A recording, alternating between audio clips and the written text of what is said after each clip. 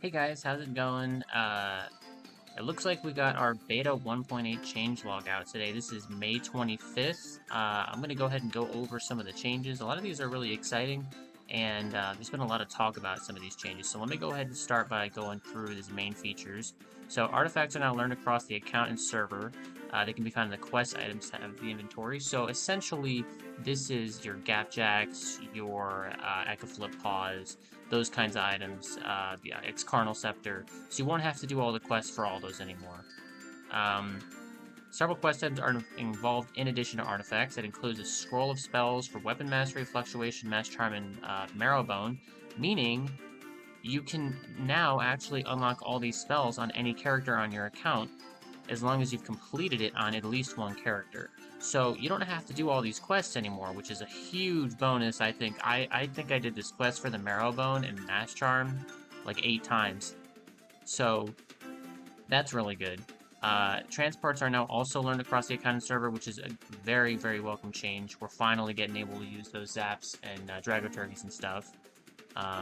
We also have a new 3-player dungeon added to a map in the Tower of Miss Ugly. Now this, if you played the game a long time ago, you know this dungeon was already in the game a long time ago, but they actually removed it. Now they're adding it back in as a 3-player dungeon. And you can tell that they, they kind of figured out that they could reuse an old set of content for a newer dungeon. And I like that. I think that's a good idea. I think they should probably do more of that. So now it gets to the classes. We actually have a few different class changes that I wanted to look at. First, looking at Craw. Apparently, Roly-Poly wasn't giving the right amount of MP when you cast it multiple times during your turn, but that's fixed now. Heliotrope, you're now removing the bonus Portal Disciple with the Interstellar and Transient passives does not restore max walkthrough points. Okay, that seems like a little bit of a nerf. Only free portals are taken into account when Heliotrope casts the Exodus spell on a target. If no free portals are within 4 cells of the target, no effect will be played. The spell cannot be cast on a target that is on a team portal. Okay, it's kind of hard to, I mean, I guess I don't really know what exactly it was doing before this, but I'm sure Heliotropes are probably more privy on what this exactly means. The fact that you can't spell and cast it if they're on a team portal, that's a good change as well. Obviously, it would teleport them to the square they're already on. That would be a waste of a spell cast. The number of turns remaining is displayed on the portal when the space-time passive is equipped. So this lets you know how many turns left you have on your portals when you have that passive that makes them go away after a few turns. So that's a good change as well in this little quality of life. Next, we got Ozymotus. So the Gob Gob aura and for Solar and Lunar, they disappear properly when he dies. So this was just a bug for when the Gob Gob died. That's fixed. The damage of the Thespodon Summoner and Zestaphila. I'm pretty sure this is the in English. I'm pretty sure this is the Zorfish. I remember people talking about how the critical hit damage wasn't being increased when you crit. So now the Swordfish is actually going to be way stronger than it was for a couple of patches. So I think that's important for Ozymotus. Now Sacrier has a bunch of changes. You can see, like, oh wow, that's a lot of changes. So I'm going to kind of quickly go over them. Hopefully it doesn't take too long. So, changes made in Sacrier, its mechanics are satisfying. However, we want to go even further to diversify the playability of the class. We focused on the passives. These offered significant damage bonuses which made their use necessary to perform well. We reworked them to enrich the Sacrier's gameplay without restricting it to a specific role. The natural mechanics of the class are rebalanced accordingly. So Fury, now you always gain 1 point of Fury for every 0.8 HP loss. That means at 20% health, you will have 100 Fury. The Sacrier gains 0.5% damage inflicted per point of Fury to a maximum of 50. So when you're at 20 HP, you now gain 50% Fury. Pretty sure that's the same, right? Bold Punishment now only has 25 levels rather than having 100. It now gives 2% damage inflicted and removes 8 resistance per level. So if you do the math, what is that? Like minus 200 resistance plus 50% DI? Oh yeah, it actually says right here. The state goes up 1 level each time they suffer damage. So that's good. That's a good change. I believe That's basically multiplying the speed at which it grows by 4, because I think it originally had 100 levels. Bloodthirst to punishment damage taken at the end of the turn. Wait, damage taken at the end of the turn or when the status is deactivated is considered a flame return. Okay, so flame return. Okay, they didn't translate this. Let's figure out what the deal is with this. Okay, and French. Okay. Flashbacks cannot kill the Sacrier if he has more than 1 HP. Several sorts of flashbacks, I believe these flame returns, are added. Backfires can become prominent with some passives. Okay. Let's see, what else do we got here? We also have the punishment spell. Oh, wow. Punishment got reduced from 210 to 162. Damn, that's a huge nerf. That's crazy. Are they serious? Like, damn, they really just don't want people to play this class anymore. Wow. Insanity. Increase the range of the spell. It becomes 0 to 3 non-modifiable. I forget which spell this is. Oh yeah, no, that's the one that pulls. It says the attraction is performed around the target itself. Okay. Colonnades. Increase the damage from 105 to 135. Okay, that's a nice little buff. No one was using colonnades. So the armor gain is increased to from 100 to 150, so that's a 50% increase. And also, it increases twice as fast per missing HP of the Sacrier. So if you're missing, let's say, I think if you're missing, let's say, 10,000 health. So 10,000 health times 0.05, you would increase it by 500. So you would get 750 on the armor gain. But you're also limiting the spell to 1 use per turn. Smasher, the damage was reduced slightly from 108 to 100. This, by the way, is at level 200. They mentioned up here. Forgot. Yeah. So it's a slight decrease. I think this is fair. If the target has armor, though, the damage is increased by 50%. So I think overall this is a huge buff. Hitting people with armor is gonna be really good now with Smasher.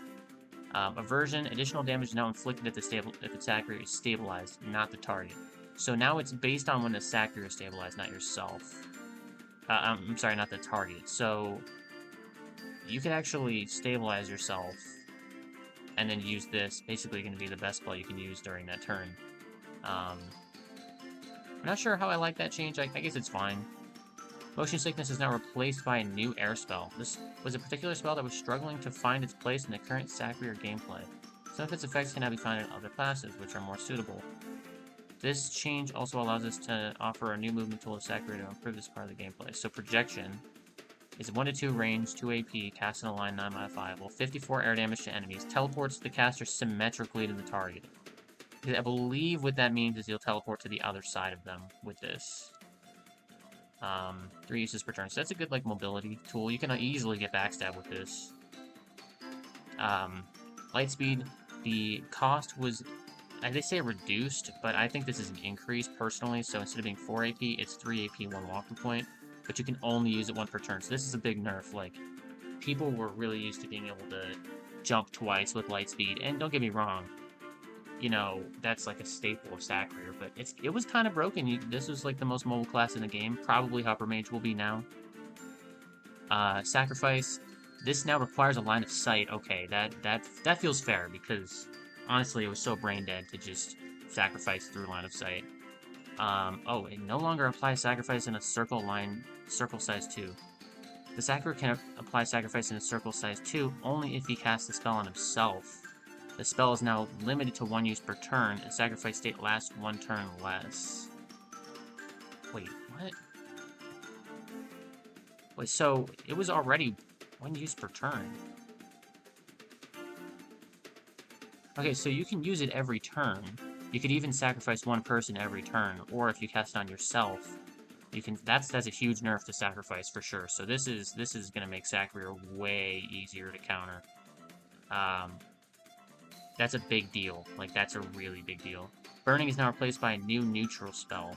What does that mean? Okay, Blood Transfer.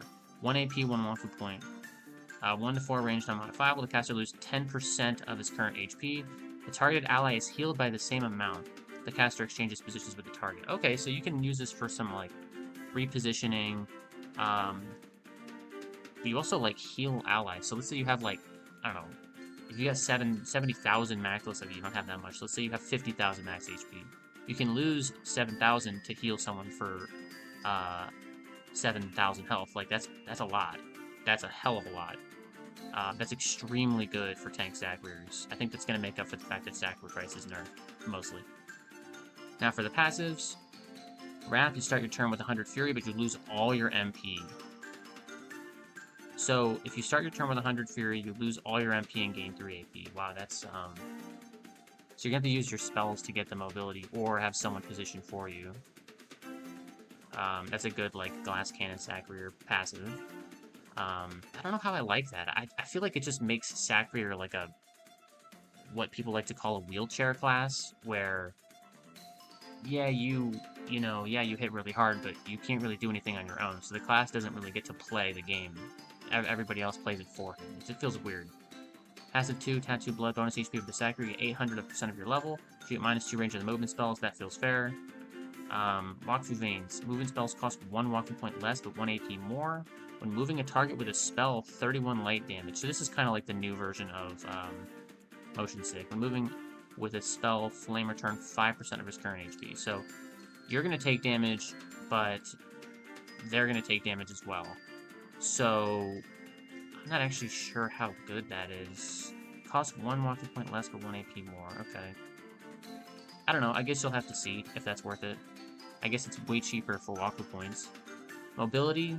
When casting a movement spell, 3 max, you get 1 MP and 100% level of dodge. At the start of your combat, the lock is reached to 0. So this could be really good for like a damage dealing sack rear. I mean, I don't know if anybody's actually gonna need that MP. I guess if you could combine it with this passive up here, where casting like any movement spell, you'll gain 1 MP and you can suddenly move a little bit. Blood Pact. When dropping below 20% HP 1 time per turn, you get 10% of your max HP and armor and 1 walking point. If you go back above 60% maximum HP 1 time per turn, the same thing, but your max HP is heavily reduced. I don't know how I feel about that. That kind of feels like a, this kind of feels like maybe like a one-on-one passive for 1v1 PvP, because you're going to be doing this a lot. Like every turn, basically, if you wanted to. But not this part necessarily. So Libation is the natural regeneration of walking points is deactivated, but every 4 flame returns you get 2 walking points. I'm not really sure if that's... I guess it makes it so that you don't have to rely on other people hitting you, because you can get your own walking points with flame returns. Transcendence. In Bold Punishment, adds melee mastery to dodge. So let's say you have like 2,000 melee mastery, you get 2,000 dodge, but you get no lock. And then a Bloodthirsty Punishment is the opposite. But the punishments actually cost an additional walking points. There's 2 downsides. I'm not really sure if that's worth it. We'll see, I guess. But, you might be able to get a ton of lock and dodge. If you had a lot of MP, I guess this would be really good. Blood Trail, when the sack rear suffers a flame return, you get lock and you get dodge. And it can be stacked. Flame returns are increased by 20%. So you're going to take more damage, but you're going to get a ton of lock and dodge.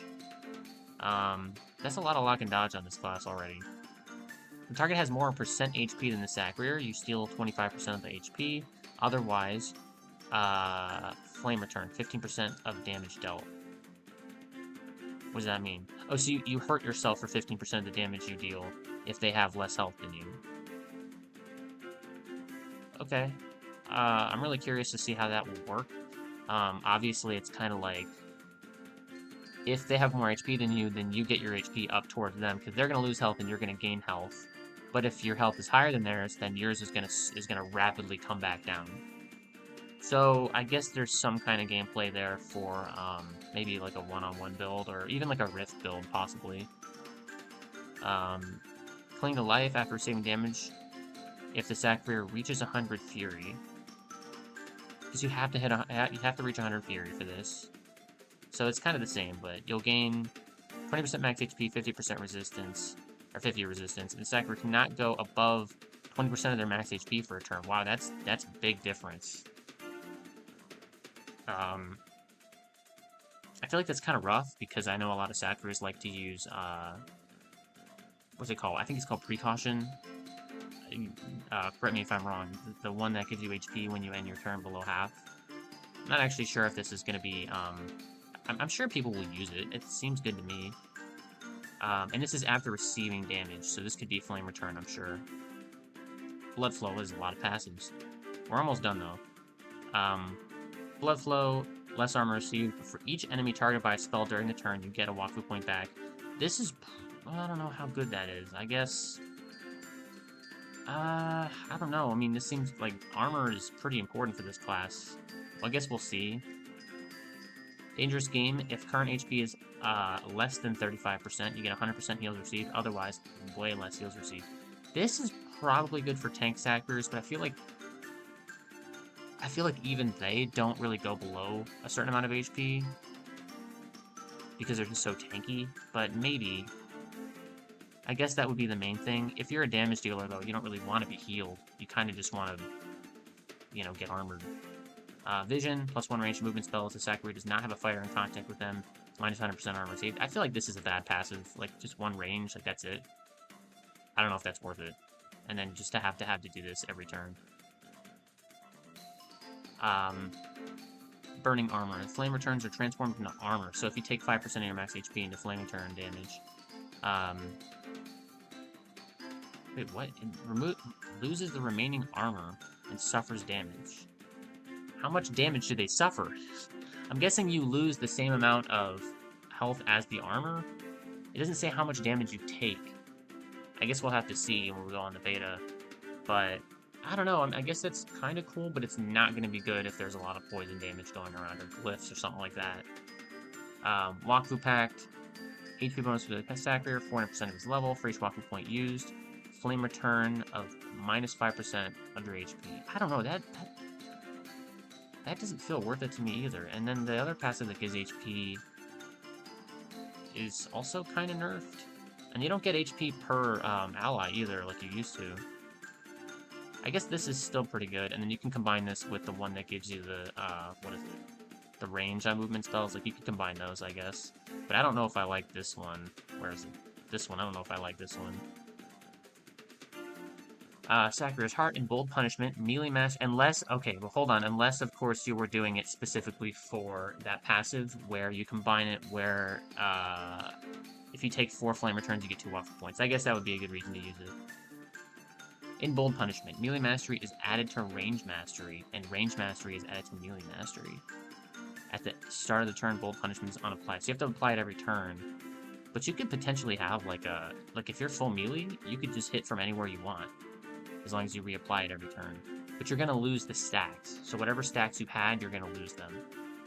So I guess it really depends. You know, I'm sure there's, like, room for this in someone's build. Here's another +1 range movement spell, and I already looked at that one, didn't I? Wait, is this the same passive? Wait, I could have sworn... Did I skip? I must have skipped this passive when I was reading. I'm sorry. Pillar, at the end of the turn, for enemy in contact, healing 10% of the character's max HP, you get 30 resistance, you lose 1 MP. Oh, you lose MP now. So this used to just give health back and resistance, but now it also removes MP, I guess. Burning, at the end of a turn, if the enemy is in contact with the Sakura, 100% of the level of flaming. If no enemy is in contact with the Sakura at the beginning of his turn, Return of Flames suffers the flaming. So you're gonna basically hurt yourself with the flaming if you don't hit someone with this flaming. I don't know if that's worth it. It's not that much flaming, so it's not that big of a deal. But I don't know how I feel about that.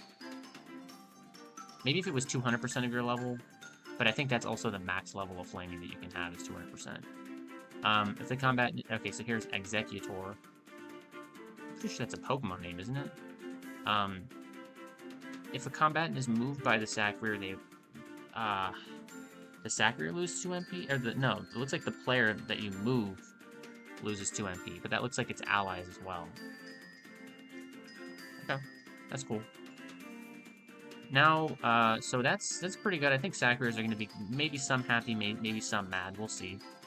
Fargonaut, alignment shot and destruction shot from the turret can no longer target invisible or untargetable enemies. Okay, that makes sense. After the current hour does a full turn of the dial, an aura is added to indicate the level of distortion that will be applied. Okay, that's also very helpful.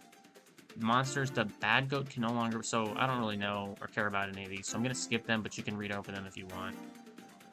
Items. Now we have new relic and epic sublimations. So I was looking at these earlier, and these are really good.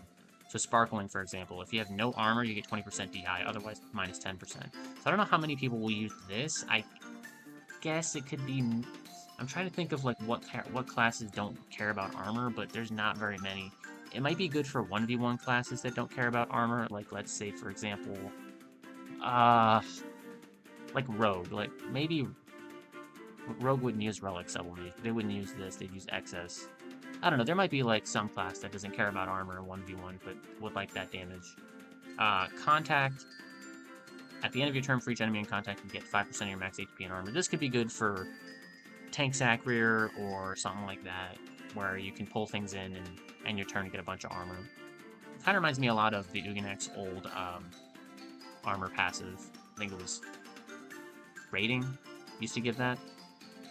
Face-to-face, at the end of the turn, if you're facing an enemy in contact, you get 10% of your max HP and armor. I like this one more than Contact, because, I don't know, you can at least, in order for this to be good, you have to be stand next to at least 2 people. For this, you just have to stand next to 1 and face them, which you probably will. So this, I feel like, is better, and I feel like a lot of people might actually use this. So if you have 3,000 or 30,000 max HP, this is going to give you 3,000 armor, just for ending your turn facing them. Hypometropic, you get 30% DI inflicted on target 7 cells or more, otherwise minus 15%. So this could be really good. Like maybe Kraz, what else hits that far away? Maybe Eliotropes, something like that. You know, some of those classes could be good with this. Distribution, when the state carrier heals an ally, 50% of the healing is converted into armor. This is one of those big ones that people were looking at. I feel like this rune deserves some kind of downside, so I'm kind of mad that it has such a weak downside of not having a downside, essentially. This is going to be used on every Anaripsa. I'm telling you right now, every Anaripsa is going to use this. What else were they using? They weren't really using anything here, maybe Smash Mouth or something, but this is going to be every Anaripsa. Maybe even some healing Hopper Mages. I'm curious if this actually works when you heal yourself to give yourself armor. I doubt it. It says ally. It doesn't really say yourself, but who knows? Maybe you'll get to give yourself armor when you heal. But that's really good, because armoring cannot be applied by healing resistance. So you're going to get the same amount of health on the target, but you're only going to get half the heal resistance. And that's just really good. You know what I mean? I think there could be some argument to be made where, you know, if you've got a Fekka and an Eni on your team, do you really need this? Like, this is going to make your Eni heal way less. But, I mean, just because you have a Fekka and they might be already max armor, who knows? It might be something like that. But if, you know, if they're full armor, you might not even need to heal them. Depends on how much poison's in the fight. So, that could be really good on Anaripsas. I think a lot of them will try it, at least. Constancy. So this is another cool one. I think this is going to be required on probably on any poison Uganek. You like say goodbye to constant. You're going to get 40 indirect DI instead of 20 regular DI and 50 crit resist. I think this is fine. I'm okay with it existing because those Uganeks are going to lose the 50 crit resist, but they're going to gain more DI. So that's up to them if they choose that. Elementalism. This is cool, I guess. This is just free 20% DI and heals performed if you can have 3 equal masteries, but you have to use equipment that has 3 elements, essentially, or it's not really an option. Chaos. At the start of the combat, elemental masteries are reduced to 0. So let's say you've got a build where your elemental masteries are like 300. Like, you just wear a bunch of, like, every piece of equipment you're wearing has no elemental mastery. This is really good. You can make a build with that. Abnegation. This is kind of like Anatomy, but for heal mastery. This is another one of those things I'm pretty sure... I mean, I know a lot of Anaripsas just use elemental concentration right now, but you could argue that this is pretty good. Like, this might even be better. I'm not really sure. Like, let's say you've got 5,000 mastery. You can, essentially you get... What do you get? Let's do some math. So, like, 5,000 mastery divided by 2, and then that times 1.5. Minus 2,500. So you get a free 1,250 mastery. That's better than elemental concentration, I think. I think elemental concentration will only give you How much does it give you? I think it gives 20%, so it only gives 1,000 mastery. So this could be better, and you can use more spells.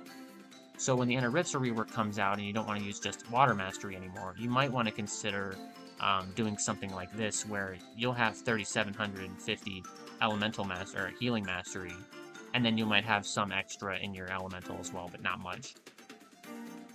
Let's see. Commitment. At the start of the combat, the State Bearer has 0% heal mastery, that's 30% heals performed. This could be really good on maybe Hupper Mages, but again, it's an epic rune. Do you really want to replace Elemental Concentration? Probably not. I'm not really sure what other class would use this. Maybe Echo Flip, or some kind of like off-healing character. I don't know. Iron Will. At the start of the combat, if the State... I don't even think they would use that, honestly. They would literally rather just use, what's it called? Surgical Precision? I don't know, I'm not sure if I like this. Iron Will, at the start of the combat, if the State Carrier has 3 or less range, you get 20 Force of Will. That's pretty good. I guess. I mean, if you have nothing else to wear, right? Disproportionate, at the start of combat, the State Carrier has more block than crit. The block is converted into crit.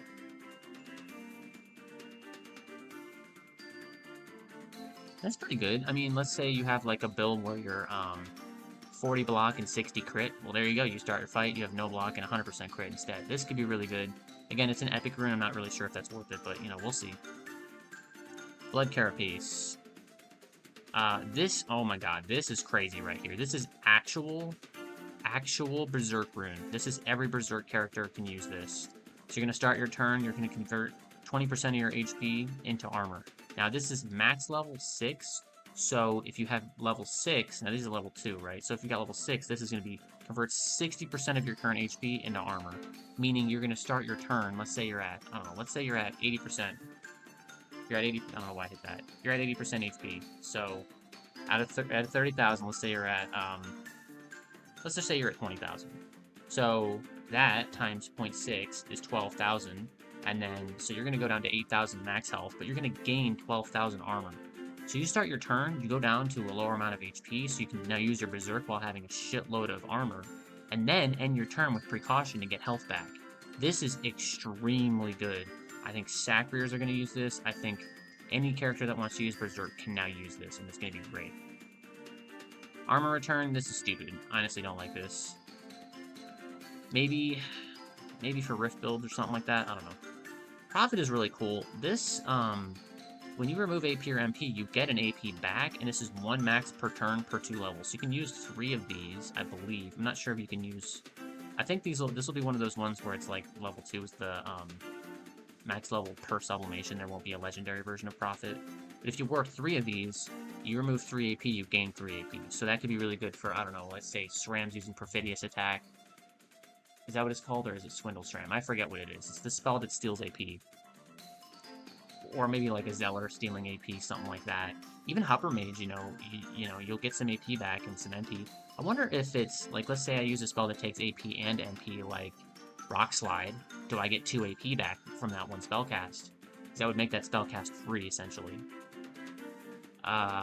Light Strength, but it's 2 sublimation slots, so who knows. Light Strength, as long as, and I don't know if I like this, it's just too weak. You start your turn with no armor. I mean, if you have no armor, period, you gain 6 DI.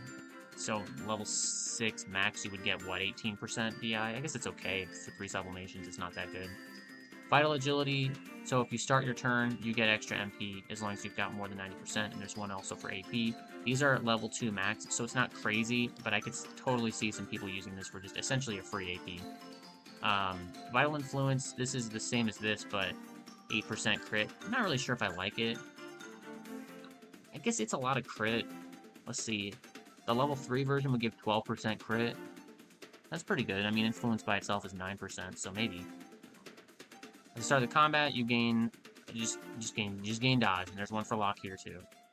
Escape, this could be good with, and this is with losses, so I'm pretty sure this won't work if you dodge them completely, which is weird, right? I don't know if this is worth it then. If it would work when you don't lose losses, like let's say you dodge someone and you don't lose anything, you get MP, this could be really good with Fluctuation, for example, like the old Masquerader setup.